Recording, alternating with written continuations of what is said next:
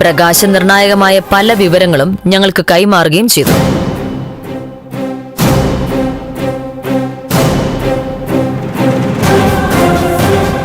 പ്രകാശ് പക്ഷേ ഇതുവരെ എന്നെ ഒന്നും അറിയിച്ചിട്ടില്ല. എന്തായാലും ഈ സന്ദർഭത്തിൽ പ്രകാശ് ഇവിടെ ഉണ്ടായത് നന്നായി.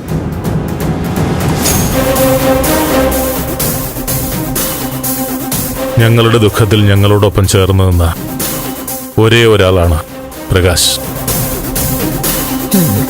Okay,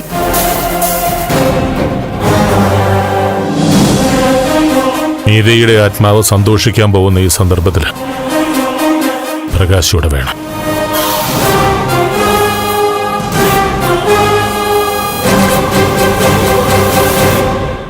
yes sir. അതിനാണല്ലോ ഞങ്ങൾ ഇദ്ദേഹത്തെ ഇവിടെ എത്തിച്ചത്.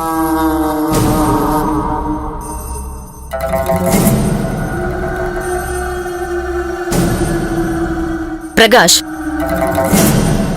ഇവിടെ ഒരു തർക്കം നടന്നുകൊണ്ടിരിക്കുകയാണ്. പ്രതി ആര് എന്നതാണ് തർക്കം.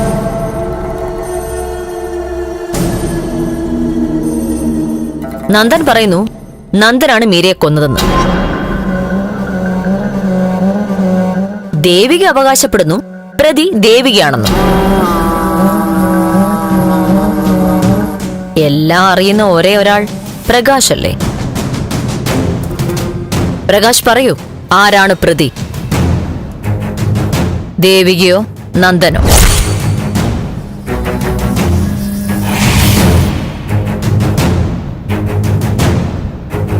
ധൈര്യമായിട്ട് പറഞ്ഞോളൂ, ഞങ്ങൾ പ്രകാശിനൊപ്പം ഉണ്ട്.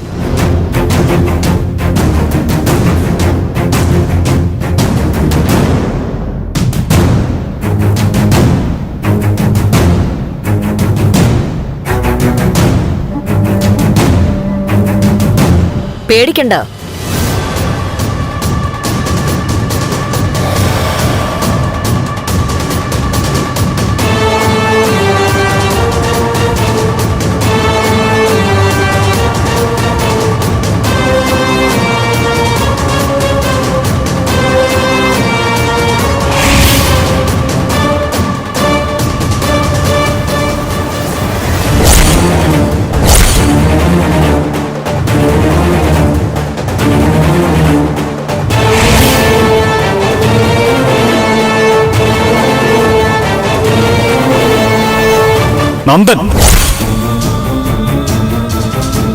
നന്ദൻ, നന്ദനാ മീരയെ കൊന്നത്.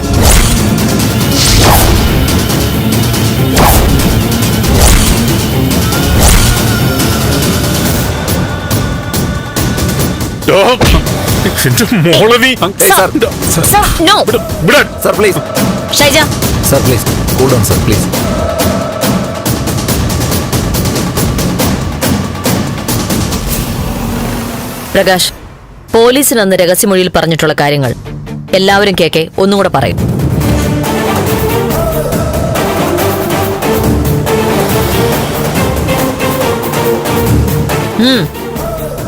മാഡം, അന്ന് ഞാൻ ഫംഗ്ഷൻ ആങ്കർ ചെയ്യായിരുന്നു. ഇതിനിടയിൽ ഞാൻ നോക്കിയപ്പോൾ നന്ദൻ ആകെ അസ്വസ്ഥനായിരുന്നു.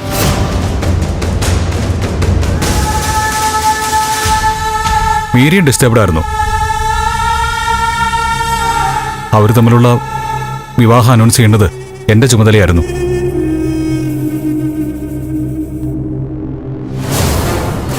നന്ദനെക്കുറിച്ചും മീരയെക്കുറിച്ചും സദസ്സിനോട് പറയാൻ കുറച്ച് ഡീറ്റെയിൽസ് എടുക്കണമായിരുന്നു. മീരയോടും നന്ദനോട് സംസാരിക്കാമെന്ന് വെച്ച് നോക്കുമ്പോൾ അവരെ കണ്ടില്ല.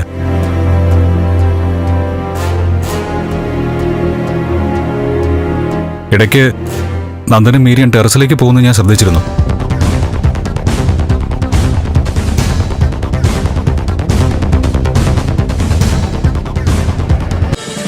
ഫ്ലവേഴ്സ് ഒരുക്കുന്ന കാഴ്ച വസന്തം യൂട്യൂബിൽ പ്രേക്ഷകർക്ക് ലൈവായി കാണാം. ഫ്ലവേഴ്സ് കോമഡിയിൽ ജോയിൻ ചെയ്യൂ, ആസ്വദിക്കൂ.